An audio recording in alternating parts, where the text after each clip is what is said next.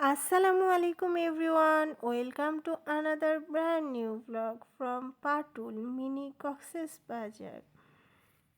নাটোর সদর থেকে 10 কিলোমিটার উত্তরে নলডাঙ্গা থানার অন্তর্গত বিল হালতির বিল। হালতির বিলের একটি অংশ পাটুল। পাটুল থেকে খাজুরা পর্যন্ত যে রাস্তাটি আছে সেটি পর্যটকদের আকর্ষণের কেন্দ্রবিন্দু। বর্ষায় যখন পানিতে পরিপূর্ণ হয়ে থাকে বিল, তখন এই রাস্তার সৌন্দর্য বাড়তে থাকে বহু বহু গুণ। এ সময় পর্যটকদের ভিড়ও বেড়ে যায় অনেক অনেক বেশি। বিলের ভেতরে দ্বীপের মতো যে ছোট্ট ছোট্ট গ্রাম ভেসে থাকে, সেগুলো দেখতে আরও বেশি মনোমুগ্ধকর লাগে। হালতির বিলের আয়তন প্রায় 40,000 একর। এটিকে দেশের সবচেয়ে গভীরতম বিল বলে স্বীকৃতি দেওয়া হয়েছে। বর্ষায় এর গভীরতা দাঁড়ায় 12 মিটার পর্যন্ত। সম্পূর্ণ এলাকা জুড়ে পানি থাকলেও মাঝে মাঝে দ্বীপের মতো ভেসে থাকা গ্রামগুলোতেও রয়েছে স্কুল, কলেজ, বিনোদন কেন্দ্র সবই। আজকে আমাদের গন্তব্য পাটুল। আমরা রওনা দিয়ে দিয়েছি পাটুলের উদ্দেশ্যে। নাটোরের মাদ্রাসা মোড় থেকে রিকশা, সিএনজি, অটোতে করে পাটুলে যাওয়া যায়। রিকশা ও সিএনজিতে জনপ্রতি ভাড়া নিয়ে থাকে 30 থেকে 50 টাকা, আর রিকশা রিজার্ভ আসে 150 টাকায়। অটো ও সিএনজি রিজার্ভ আসে 250 থেকে 500 টাকার মধ্যে। দাম দর করে ভাড়া মিট করে নিতে হবে। আপনারা যদি নাটোরের বাইরেরও হয়ে থাকেন তাহলেও খুব সহজে আসতে পারবেন এখানে। নাটোরের সাথে সারা দেশের যোগাযোগ ব্যবস্থা বেশ উন্নত। সড়ক ও রেলপথে আপনারা আসতে পারেন। রেল স্টেশন থেকে মাদ্রাসা মোড় পর্যন্ত অটো ভাড়া নিয়ে থাকে 15 টাকা, আর বাস টার্মিনাল থেকে মাদ্রাসা মোড় পর্যন্ত ভাড়া নিয়ে থাকে অটোতে মাত্র 10 টাকা। কথা বলতে বলতে সুন্দর রাস্তা দিয়ে চলেই আসলাম পাটুলের একদম কাছাকাছি। ওই যে দেখা যাচ্ছে ব্রিজটি, এটি বারনই নদীর ব্রিজ। বর্ষাকালে এই নদীটি পানিতে টইটুম্বুর হয়ে ওঠে। এই ব্রিজটি পার হলেই পাটুল বাজার। পাটুল বাজার থেকে একটু সামনে এগুলেই আমরা দেখতে পারবো বিলের টলমলে পানি। এখানে যেহেতু বাহির থেকে অনেক পর্যটক আসে, এজন্য এখানে খাবারের ছোট বড় হোটেল রয়েছে, রেস্টুরেন্টও রয়েছে আরেকটু সামনে। এই গাছটা কিন্তু বেশ পুরনো, দেখতেও খুব সুন্দর লাগে। এই বাজারে গ্রামের টাটকা সবজি, ফল পাওয়া যায়, আর পাওয়া যায় বিলের একদম তরতাজা মাছ। তরতাজা মাছগুলো চকচক করছিল, দেখে কিনে নিতে মন চাচ্ছিল।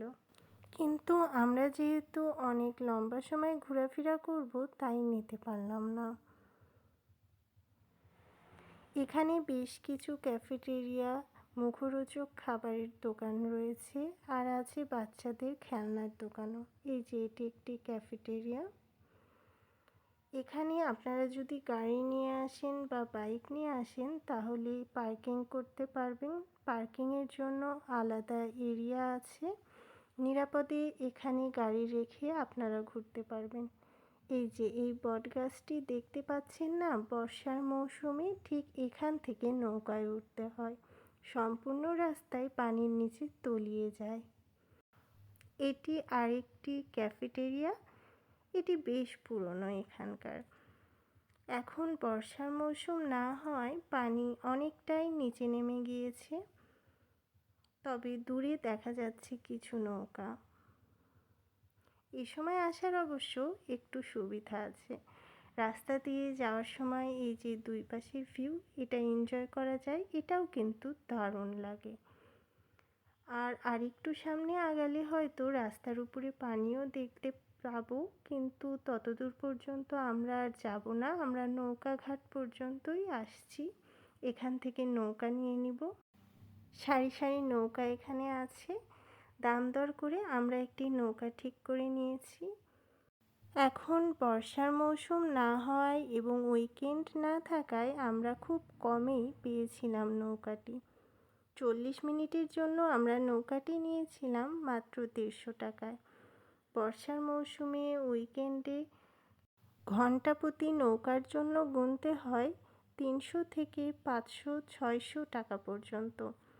নৌকার এখানে ভালো করে দাম দর করে ভাড়া মিটিয়ে নিতে হবে। নৌকায় ঘুরতে ভীষণ ভালো লাগছে। ওই যে দূরে আরেকটা রেস্টুরেন্ট দেখা যাচ্ছে, এটি সম্প্রতি চালু হয়েছিল, তবে এখন বন্ধ আছে। দি ওয়েজিস নাম। আর দূরে ওই যে সবুজ গাছ দেখা যাচ্ছে, ওগুলো এক একটা গ্রাম, সবুজ গাছে ঘেরা। গ্রামগুলোকে দেখতে দ্বীপের মতো লাগছে। ঢেউ ডিঙিয়ে ছুটে চলতে চলতে হালতির বিলের সৌন্দর্য উপভোগ করার মাত্রা আমার আরও বেড়ে গেল এই গোধূলি লগ্নে এসে। এই সময় আকাশে একই সাথে চাঁদ ও সূর্য দেখতে পাচ্ছিলাম, যেটা আমি কখনো ভাবতেও পারিনি এত সুন্দর লাগবে। ক্যামেরায় হয়তো তেমন একটা ভালো বোঝা যাচ্ছে না, কিন্তু বাস্তবে এই সময়টা খুব খুব বেশি ভালো লাগছিল।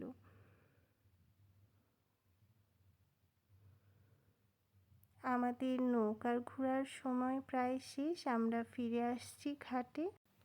এখন আমরা বাড়ির পথে রওনা দিয়ে দিব।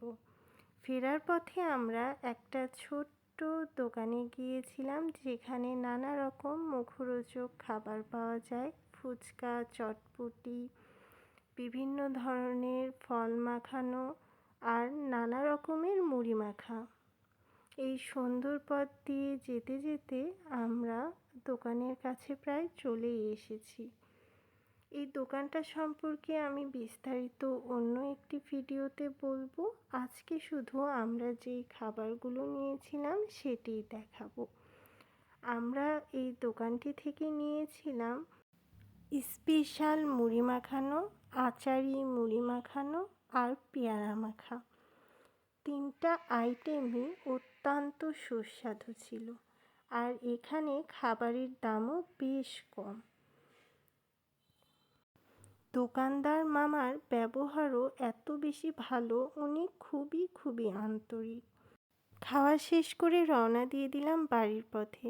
ভিডিওটি ভালো লাগলে লাইক, কমেন্ট, শেয়ার করবেন আর আমার চ্যানেলটি সাবস্ক্রাইব করে পাশে থাকবেন। ধন্যবাদ সকলকে।